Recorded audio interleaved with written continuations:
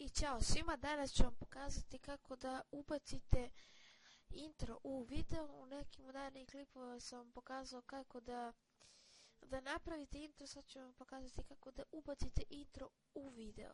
Znači, evo kao što vidite, ja koristim program Camtasia Studio. Evo, otvorio sam ovo. Evo, sve što trebate da uradite jeste da imate svoj intro od prošlog klipa što sam pokazao i da imate jedan video koji ste vi snimili. Što nije bitno, ne morate vi koji ste snimili. Sad kada ste, znači sve što treba da uradite jeste ovo intro, pošto sam ga već ubacio, evo ovako, prevučete ga tu, a ja sad neću pošto sam ga već prebacio, i prebacite neki vaš video.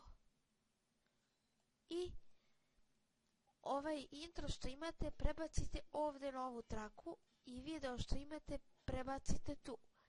Ako vam je ovako odvojeno, spojite ih i to je to. Čekaj samo. I pustite, vidite da li je to. Ćemo da vidimo.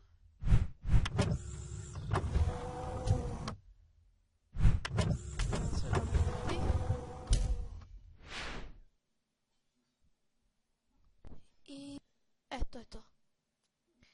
To je sve što trebate da uradite. Hvala na gledanju, like, subscribe, share. Vidimo se u narednom klipu.